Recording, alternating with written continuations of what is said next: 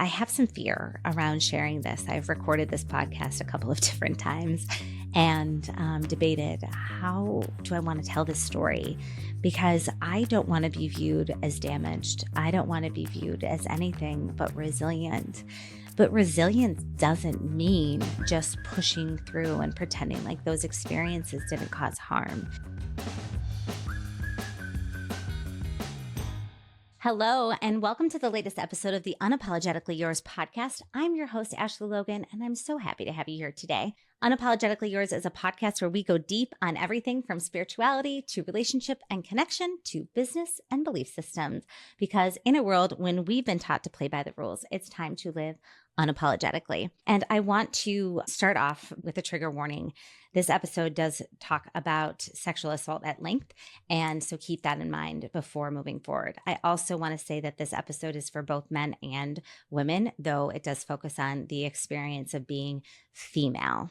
For those of you who don't know me, my name is Ashley. I'm an entrepreneur. I'm a mother of 3. And I am also a person who's been on a deep journey of, let's say, reclamation. I've been working to get back to an aligned life, which required a huge amount of soul searching, required a lot of work and a lot of time and attention digging deep on all of the things that I was carrying in my life. What was mine, what I could set down, what wasn't mine, and examining how my experiences were impacting my life in adulthood. And I want to start off by saying that I am no stranger to sexual violence, even starting in like 7th grade. I remember I was groped on the bus at school. And it's funny because I was reading my diary from that time and I read all about the experience and how angry I was, but I didn't really have the vocabulary to explain that that was assault, and nor were the tools available for me for like addressing that and how serious it is to protect your body from those kinds of behaviors. And I knew it was wrong. And I also want to say that I have a lot of grace for the experiences that we have in our youth as we're trying to figure out what works for us, what doesn't, and exploring the boundaries and all of those things. Like, that's a normal part of growing up. And a big part of the puzzle that was missing, I think, was an education around consent and assault and what it means to safely and with respect approach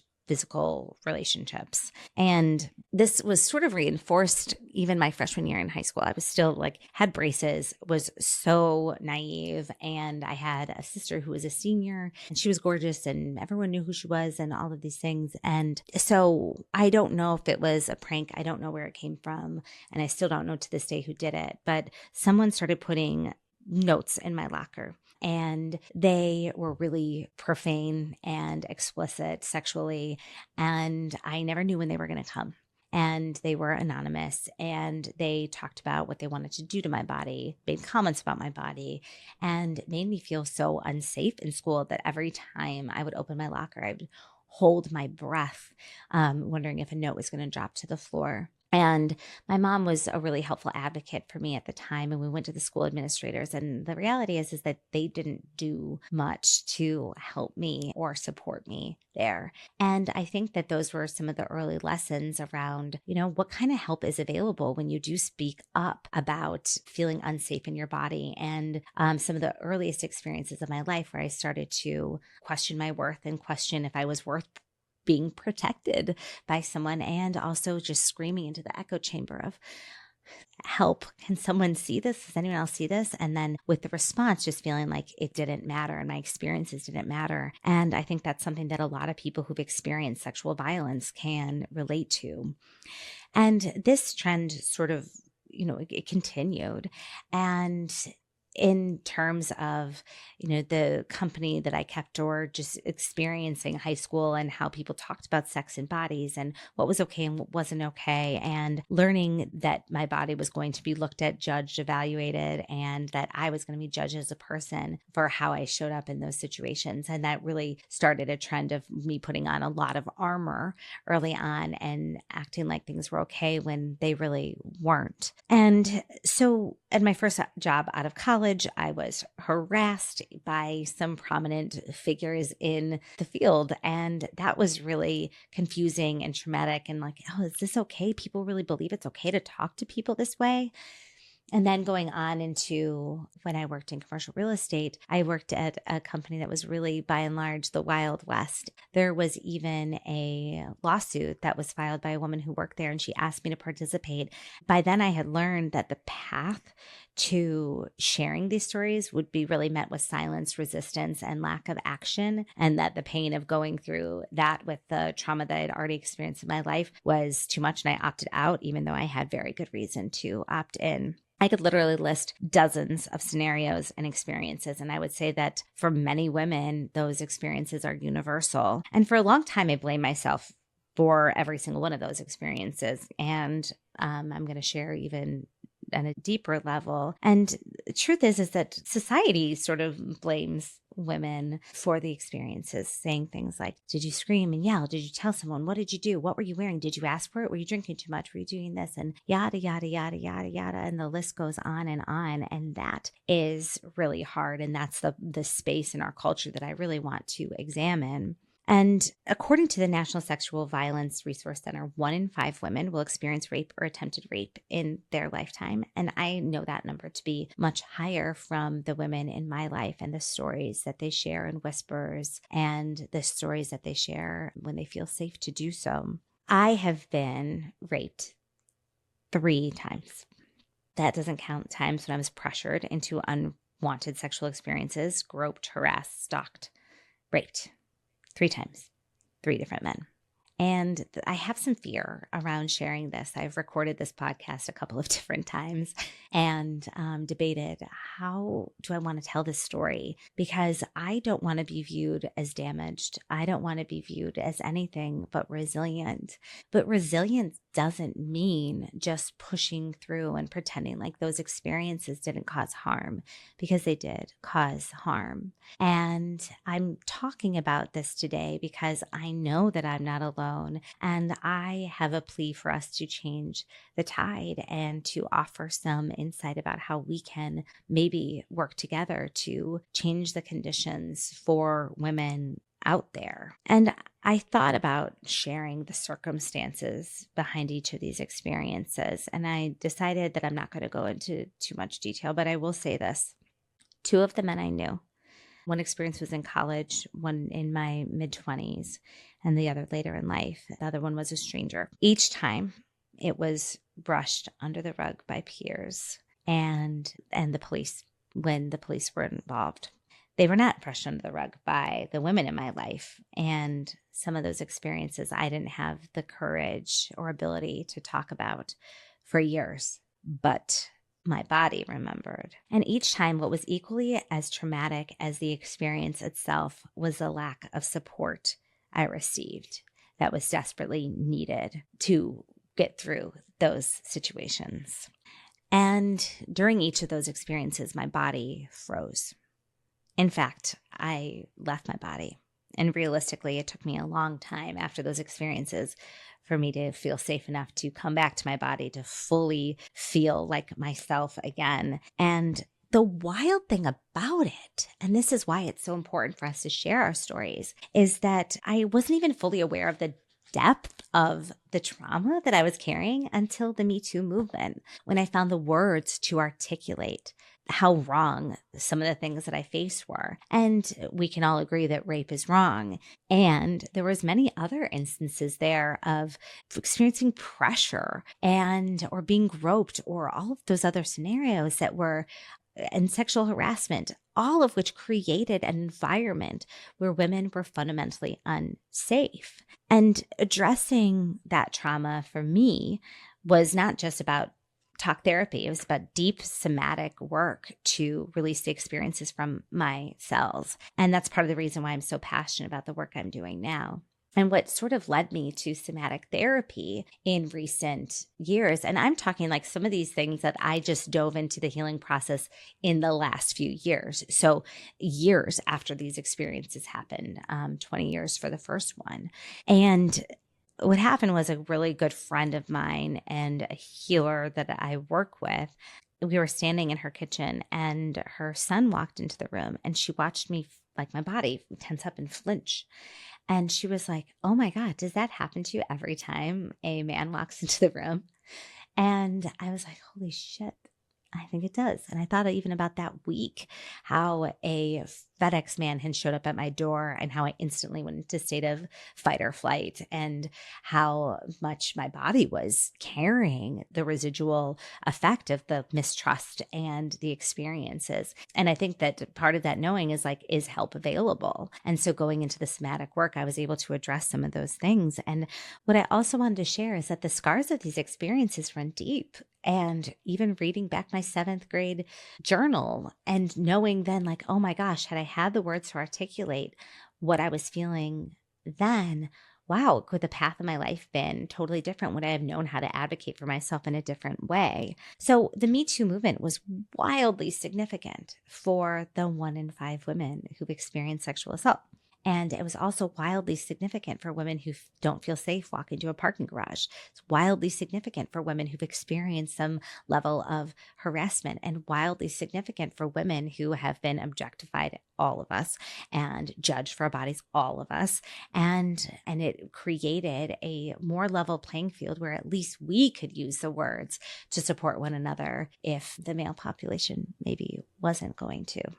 And here's what I know about this is that women have carried the burden of sexual assault and their experiences for centuries, with men and women questioning us. What were you wearing? What were you doing? How did you invite this? To make us question if we are even worthy of protection. It's a mindset that's ingrained in our culture.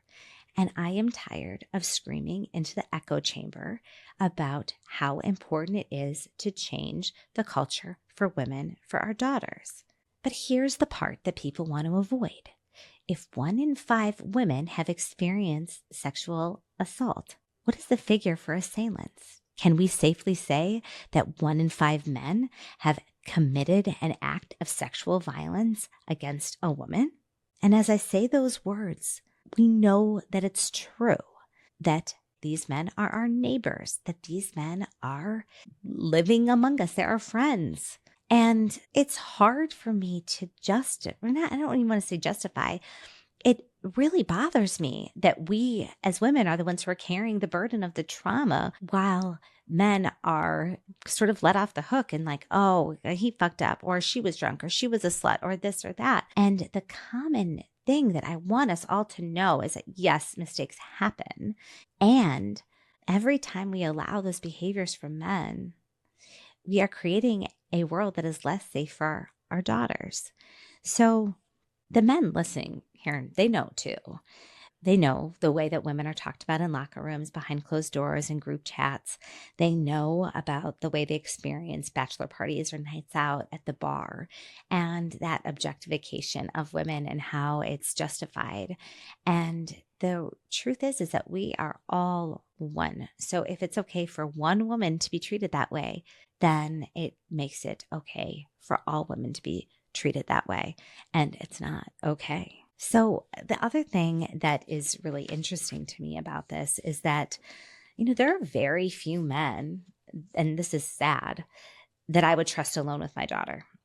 And a part of this comes from the fact that I haven't seen men have the courage, the gusto, the balls to stand up and say enough is enough. Because if you have friends who can demean women and you accept it, and you aren't aware that one woman's experience is all women's experience, then you are part of the problem. So one of the things that I've noticed that's really interesting right now is that we're living in an era where men, fathers of daughters, have really latched onto the anti-trans movement as a mechanism for protecting their daughters, pointing to men in women's sports as the primary source of harm for women. And I want to say that this topic is nuanced and complicated in itself. Biologically, there are a few women who could compete against a man successfully, particularly in areas like swimming and track. And I get that can create disappointment for hardworking female athletes, and that needs to be handled with care. All of those things can be true. I also know that 0.01% of collegiate athletes are trans. Is far, far smaller number than the number around assault. And I've noticed this, like recently saw a Facebook post where a man was screaming about the left is so obsessed with trans rights and I'm going to protect my daughter from this because I'm a father of a daughter, and latching onto this like absolute minute issue, this minute population of people. And so I want to say this for the men out there who are screaming about this issue in the name of their daughters, I implore you to dig deeper at the real cause, the root cause of female endangerment. And that's you. You are.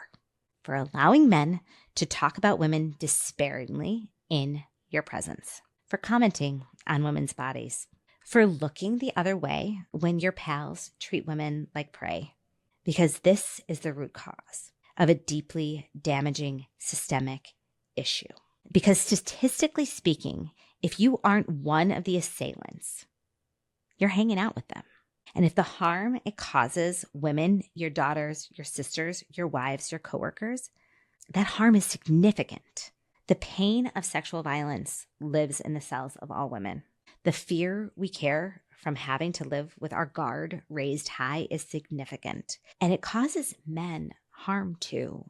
Don't get me started on what porn does for connection. And porn is a big part of the problem. I'm not going to go into that in this episode. But the point is that as trivialized as the Me Too movement has become, we're electing officials who are guilty of sexual violence.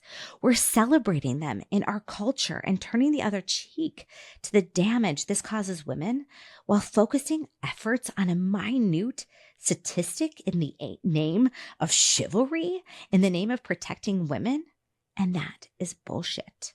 For those who are survivors of sexual assault, this feels exactly like sitting in a police station where you are asked again and again and again the same question about your assault until you take it all back and leave. Screaming into the echo chamber of looking for help and it not being available is what it feels like being a woman survivor right now in a time where there is no accountability around sexual violence. And we must reconcile the difference.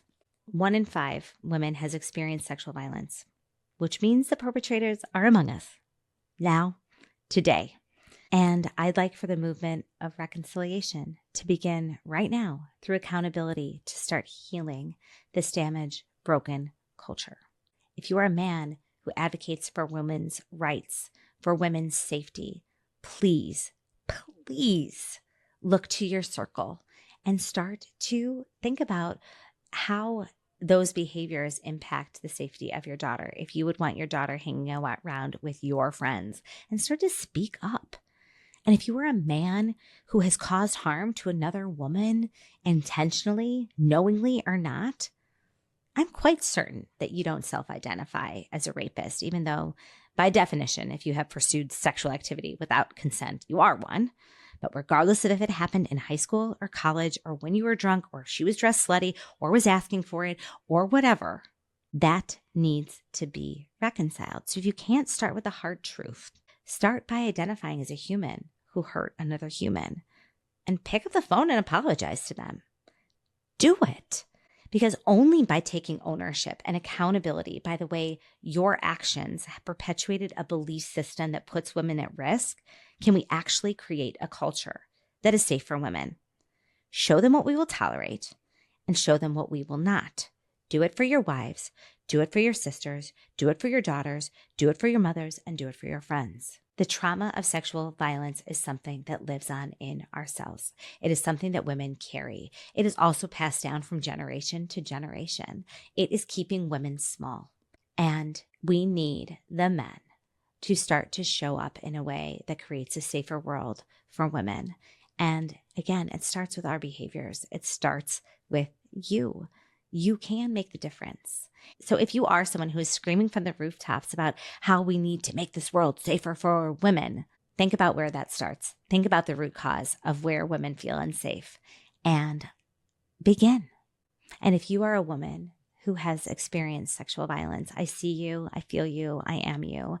I cannot recommend enough using somatic work to help you move forward and release that trauma from your body. Being able to come back from living, I would say, like, my spirit, my soul was disconnected from my body for a lot of years. And when I finally started somatic work that allowed me to get deep into my body through breath work, sound healing, creativity, I was able to reconnect. I was able to move forward and reclaim aspects of myself that had been traumatized. It's worth it. It's worth it to go there. It's worth it to do the work, especially if you can find people who can really support you. And I'm so happy to say that on our next episode, we'll have a woman who is a somatic therapist, and she can talk more about the importance of somatic therapy and how it's different from regular therapy, so that you can start to heal those parts of you that maybe you didn't even know needed healing because you had to bury them so deep.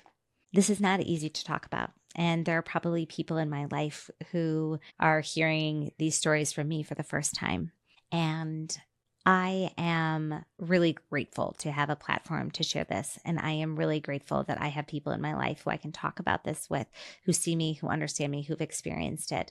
And that now, hopefully for anyone else who has experienced sexual violence, that they know that I too am a safe place for you to go and for you to share your story and know that you are safe, you are held, you matter. And that while maybe screaming into the echo chamber of the abyss wasn't effective, turning to women who see you, who support you, makes all of the difference. We went deep today, and thank you for listening. This is so important. It is so important that we create a world that is safe for our daughters. There was something going around on social late last year around if you would feel more safe, like as a woman in the woods with a bear or with a man. And people chose the bear because sexual violence is so harmful and it runs so rampant. And it is something that, some men don't even know that they're making a woman feel uncomfortable by giving them a hug when they weren't expecting it, or by walking into a room when they weren't invited, or more. And those things, like, obviously those are trauma responsive for people who've experienced sexual violence, but then also knowing that that maybe at some point down the line you were a cause of this. And it's important to reconcile that and take accountability and be fearless and start to right those wrongs so that we can all move forward together and create a safer place. I also want to share that help is available. The National Sexual Assault Hotline is 1-800-656-4673. Help is available 24 hours a day so that you can get the support that you need. And I hope that one day we live in a place that values women so deeply that we protect them from sexual assault and sexual violence and sexual harassment at all costs, because it will lift up all of humanity. Thank you again for tuning in. I'm Ashley Logan, and I am unapologetically yours.